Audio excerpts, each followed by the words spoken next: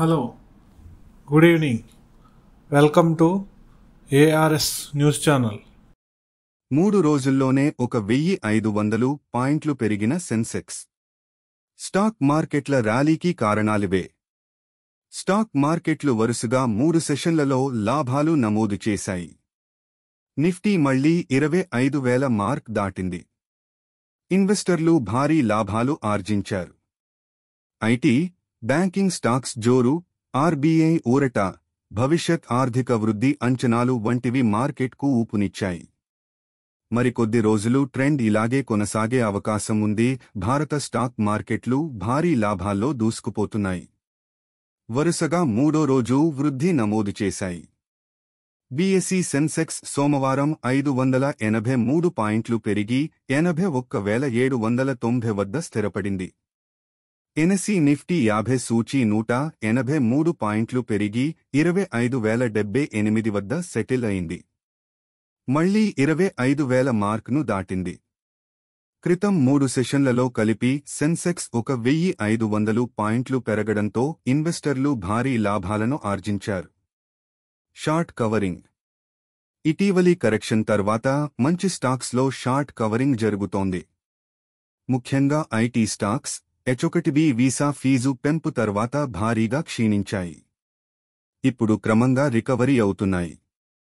2% వరకు వృద్ధి నమోదు చేశాయి. టీసీఎస్, టెక్ మహీంద్రా, ఇన్ఫోసిస్ వంటి ప్రముఖ ఐటీ కంపెనీల షేర్లు ఈరోజు 3% పెరగడం సూచీల ర్యాలీకి కారణమైంది. బ్యాంకింగ్ స్టాక్స్ జోరు.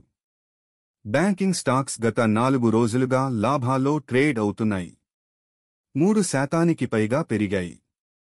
Reserve bank of India RBI వడ్డీ రేట్లను యథాతథంగా కొనసాగించడం బ్యాంకులకు ఊరటనిచ్చింది. ఐటీ, బ్యాంకింగ్ స్టాక్స్ కలిపి నిఫ్టీలో దాదాపు 50% వాటాను ఉన్నాయి.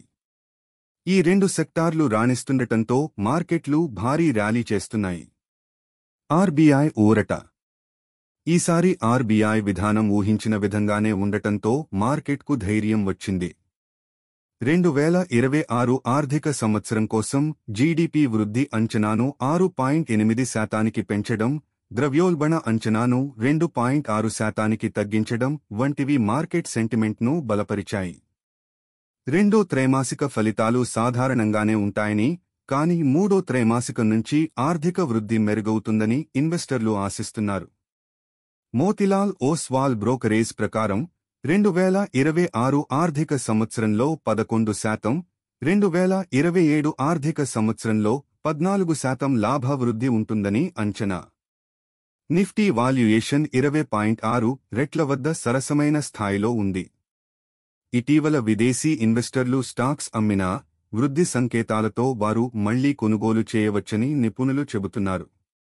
ప్రభుత్వ సంస్కరణలు, తక్కువ వడ్డీ రేట్లు ఆర్థిక రికవరీ మార్కెట్కు మరింత ఊపు ఇవ్వవచ్చని పేర్కొన్నారు. టాటా క్యాపిటల్ ఐపీఓకు తొలి రోజు మంచి స్పందన లభించింది. 39% సబ్స్క్రైబ్ అయింది. రిటైల్ విభాగం 35%, ఎన్ఐఏ విభాగం 29% బుక్ అయింది. క్వాలిఫైడ్ ఇన్స్టిట్యూషనల్ బయ్యర్స్ లు విభాగం 52%, ఉద్యోగుల విభాగం 1.10 రెట్లు సబ్స్క్రైబ్ అయింది. బీఎస్ఈ డేటా ప్రకారం సోమవారం సాయంత్రం 5 గంటల వరకు 33,34,36,996 షేర్లకు గాను 12,86,33,112 షేర్లకు బిడ్లు వచ్చాయి. ఇంకా 2 రోజులు సమయం ఉంది కాబట్టి పెద్ద సంఖ్యలో బిడ్లు దాఖలయ్యే అవకాశం ఉంది. టాటా క్యాపిటల్ ఒక non banking financial company, NBFC. Retail, green finance వంటి వేగంగా అభివృద్ధి చెందుతున్న రంగాల్లో విస్తరించాలని కంపెనీ ప్లాన్ చేస్తోంది. కొత్త షేర్ల ద్వారా వచ్చే నిధులను వ్యాపారాన్ని మరింత బలోపేతం చేయడానికి ఉపయోగించనుంది.